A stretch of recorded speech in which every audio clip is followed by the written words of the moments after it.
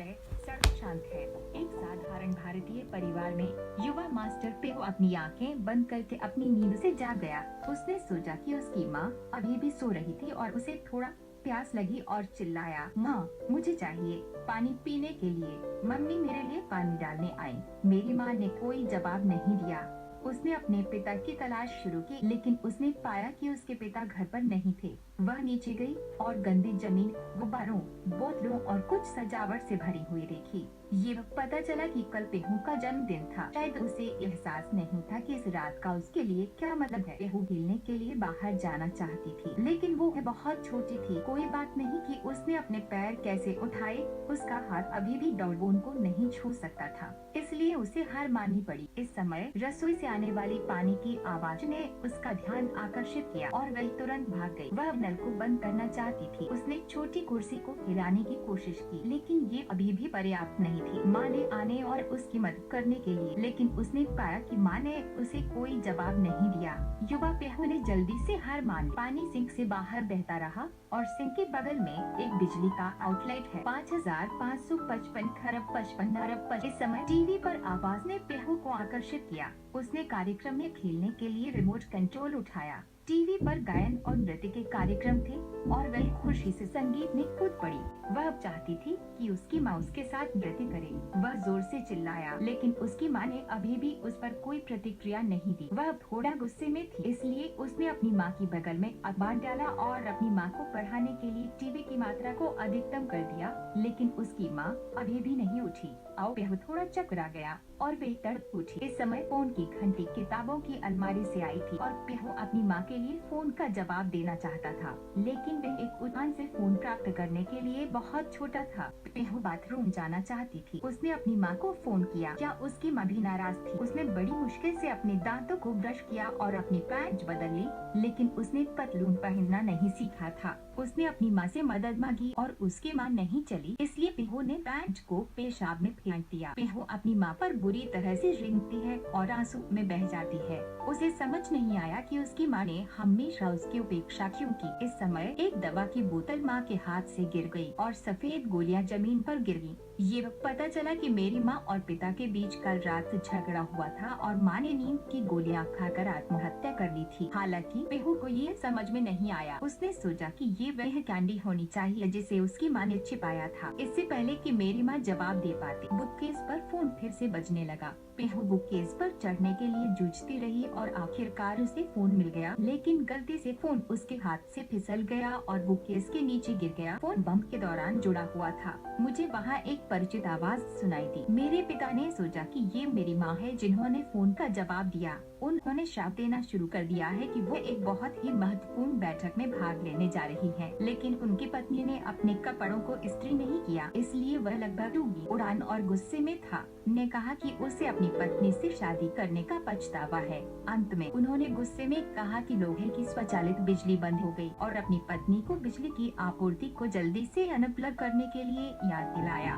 बोलने के बाद मैं लटका दिया। इस समय पेहू ने अपनी माँ को देखा जो बिस्तर पर पड़ी थी। उसके चेहरे पर चोट के निशान मिले।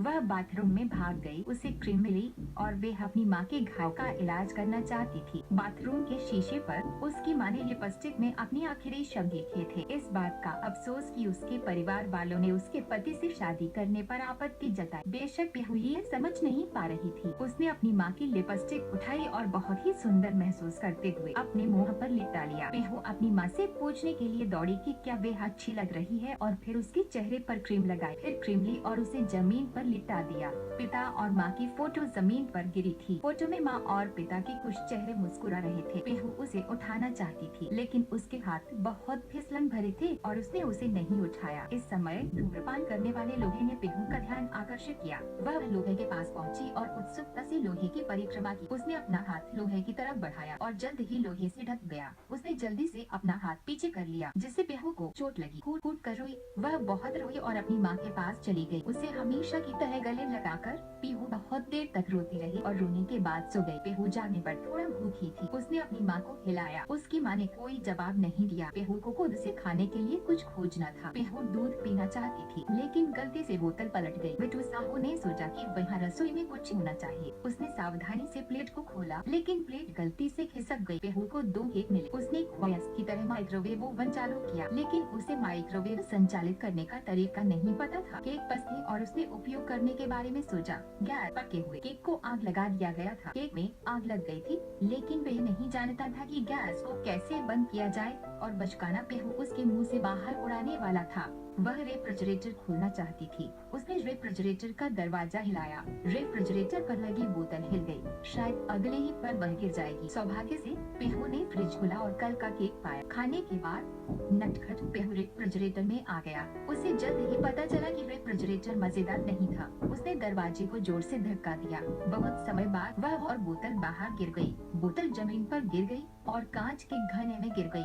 पेहू को याद आया कि उसकी माँ ने अभी तक खाना नहीं खाया था। उसने अपनी माँ को जाम से ढकी रोटी दी। माँ ने उसे नहीं खाया। पेहू को खुद खाना था। पेहू को गेंद मिली और वह गेंद को उछालने लगा। पेहू की हरकतों को छू गया। मेरे पिता ने फिर से फोन किया और उसने कॉल को कनेक्ट करने के लिए फोन को बेतरतीब ढंग से दबाया। अंत में मेरे पिता ने फोन के दूसरे छोर पर अपनी माँ से माफी मांगी। उत्सुकता से पूछा कि क्या उसने लोहे को बंद कर दिया है और समझाया कि उसका अभी यह नहीं था। पेहू ने अपने खिलौने के साथ खेला। फोन लाइन टेबल पर लटका दी गई। लोहे को ऊपर खींच लिया गया और टेबल धूम्रपान करने लगी। घर पर अचानक बिजली गुल हो गई और टीवी स्क्रीन खाली हो गई। पेहू ने अपने पिता की तरह टीवी के पीछे भागते हुए स्विच को बार बार दबाया। उसके पैरों के बगल में बहुत सारे नंगे तार थे। इस समय किसी ने फिर से दरवाजा खटखटाया। पेहू दरवाजा नहीं खोल सकती थी, इसलिए उसे जमीन पर लेटना पड़ा और दरवाजे की दरार से बाहर देखना पड़ा। ये दूध वाला निकला। किसी ने दरवाजा नहीं खोला, इसलिए उसे पेहू के पड़ोसी के घर पर छोड़ना पड़ा। 9,999 खरब 99 लंबे समय के बाद पेहू गुड़िया पर सो गई। फोन बज उठा और वह जाग गई। वह फोन का जवाब देने के लिए ऊपर जाना चाहती थी। इस समय अलार्म बजने लगा। किचन वाटर हीटर में विस्फोट हो गया और पेहू गई थी। इतना डर गया कि वह रो रही थी। वह बहुत डर गई थी। वह सुरक्षा की भावना खोजने के लिए अपनी माँ के पास चली गई। इस समय उसने नीचे की ओर बच्चों की चंचल हंसी सुनी और पेहू भी जाना चाहती थी, लेकिन उसने अपनी गुड़िया को रेलिंग पर गिरा दिया। उसने उसे वापस लाने की कोशिश, लेकिन खिलौना नीचे गिर गया। पेहू का परिवार एक उच्च में रहता है। बढ़ती इमारत। वह खतरे को नहीं जानती थी। वह चिल्लाती थी, उम्मीद करती है कि कोई उसे खिलौने वापस लाने में मदद करेगा। वह रेलिंग पर चढ़ गई और उन्हें चुनना चाहती थी। इस समय अगली इमारत में पड़ोसी ने पेहू को पाया। उसने वादा किया पेहू को गुड़िया को वापस लाने में मदद करने के लिए। पेहू एल्बम के माध्यम से फ्लर्ट कर रहा है। पेहू बहुत उब गया था। उसने अपने सेल फोन के साथ थोड़ी देर खेला और फिर वह फर्श पर गोलियों से खेलता रहा। खेलने से थकने के बाद मैं फिर से अपनी माँ के पास सो गया। जब पेहू जाग गई तो उसे फर्श क्लीनर की एक बोतल में। उसने सोचा कि यह दूध है। माँ, मैं दूध पीना चाहता हूँ, क्या मैं इससे पी सकता हूँ? माँ ने कोई जवाब नहीं दिया। उन्होंने बोतल की टोपी को जोरदार तरीके से खोला, लेकिन गलती से बोतल और सफेद तरल जमीन पर गिर गया। फोन बज उठा।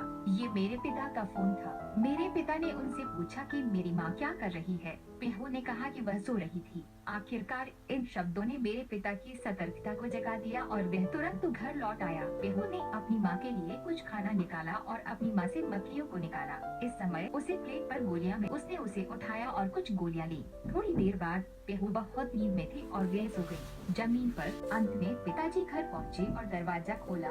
आकाश पहले से ही अंधेरा था। बाहर बहुत उत्सुक लोगों से भरा था। कमरे में रोशनी बेहोश हो गई थी और रसोई की दीवारें काले रंग की थी। आदमी ने घर के अंदर का दृश्य देखा। उसने कांपते हुए अपनी पत्नी और पेहू को बुलाया। वह कमरे में गई और उसने नरक की एक तस्वीर देखी।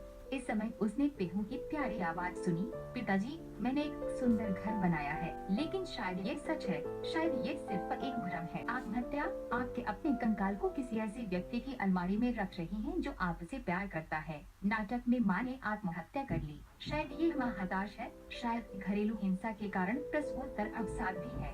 पेहू कैप्री विनोद द्वारा निर्देशित है और 2018 में रिलीज हुई।